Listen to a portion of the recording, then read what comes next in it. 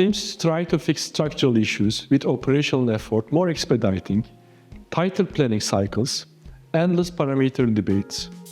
But the long-term cost, service level, and risk profile are largely set by network design, meaning facilities, capacity, flows, and inventory placement. And once you change the network, you are living with it for 5 to 10 years. That's why these decisions are expensive to undo. Customer expectations are moving faster than the networks do. At the same time, volatility and disruption are normal operating conditions. If your network isn't built to absorb that, your customer-centric planning turns into optimistic commitments and painful recoveries and firefighting. Here are the core decisions I see driving most outcomes. Centralized networks can look clean and cost-efficient until distance, lead time, or one major disruption exposes the downside. Distributed networks improve responsiveness and resilience, but they demand stronger coordination.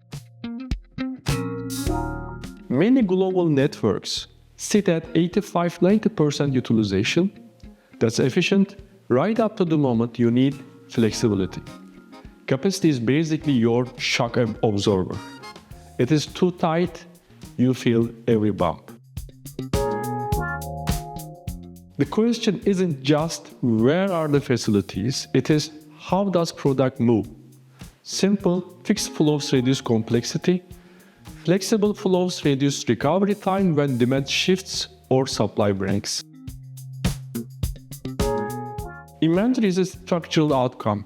Your network decides where you hold stock, how much safe stock you need, and where your decoupling points sit. Centralized to reduce overall stock, but accept longer lead times. In exchange, decentralized to protect service levels but increase working capital.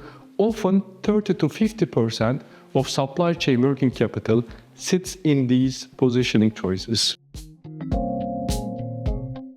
The best networks don't chase a single cost minimum.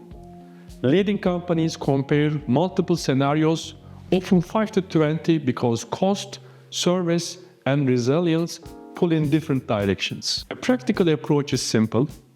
Scenario-driven network design. Start with a small set of strategic scenarios that mirror real business choices.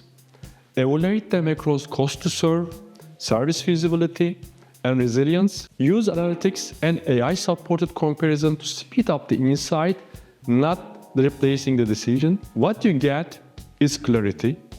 Which network can actually deliver the service promise you want to sell? If your network is built for internal efficiency only, you will always struggle to be customer-centric.